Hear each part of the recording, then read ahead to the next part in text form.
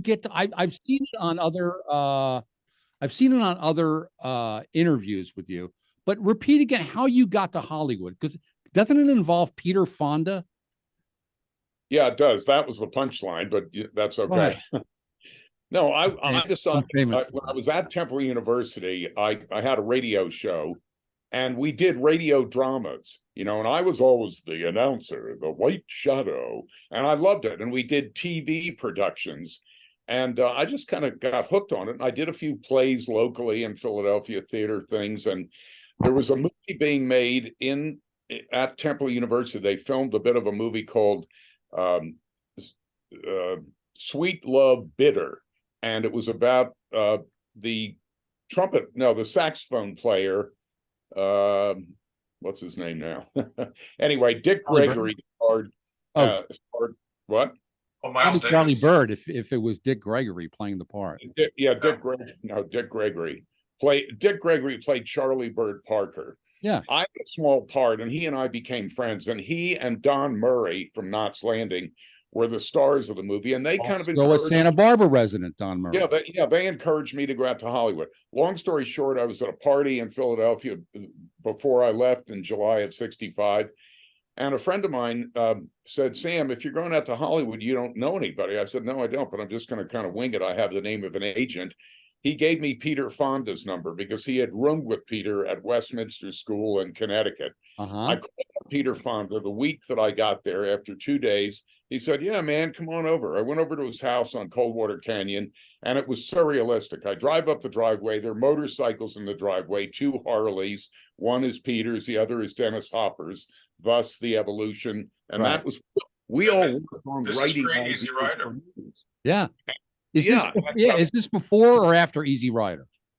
No, it was before. Before. I started writing with them, and we writing ideas for movies, and I wasn't very good at it, but Dennis was off the wall, but he was brilliant.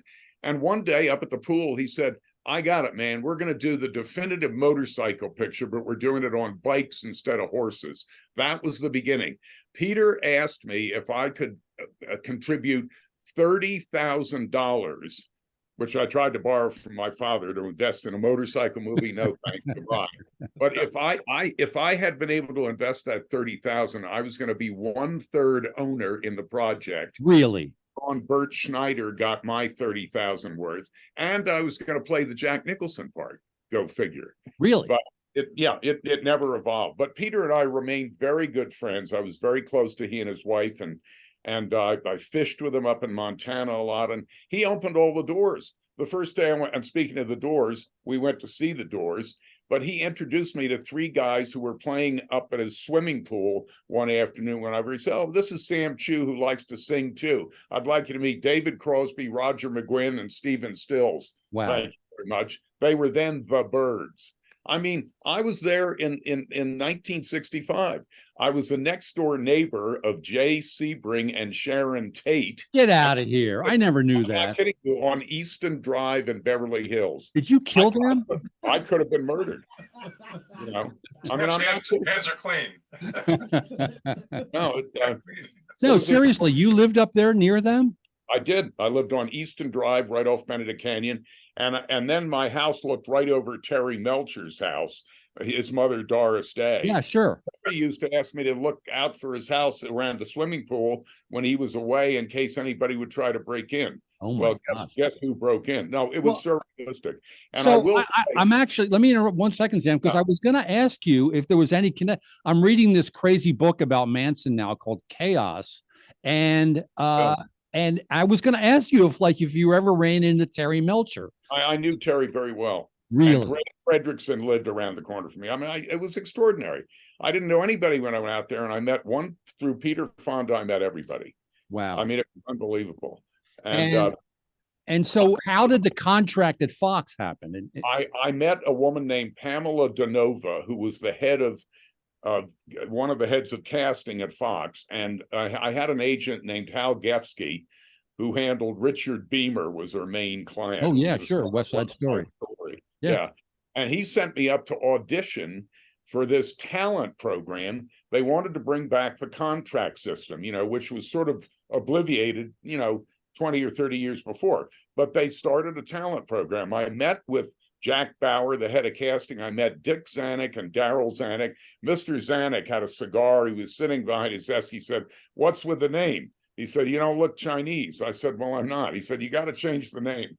So I went back about 4 days later and I suggested a couple of names, like, how about Evan Williams? He said, "Nah, you're going to keep Sam Chu. It's so weird that nobody will forget it."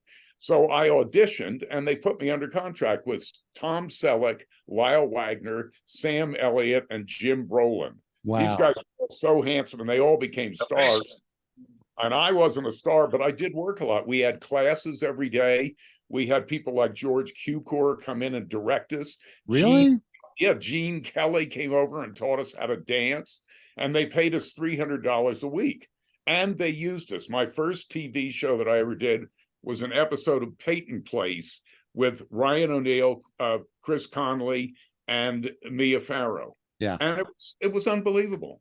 I just got lucky. I wasn't a star, but I worked a lot. I was on The Bionic Woman for 3 years off and on. How about the TV show? No, I'm just kidding.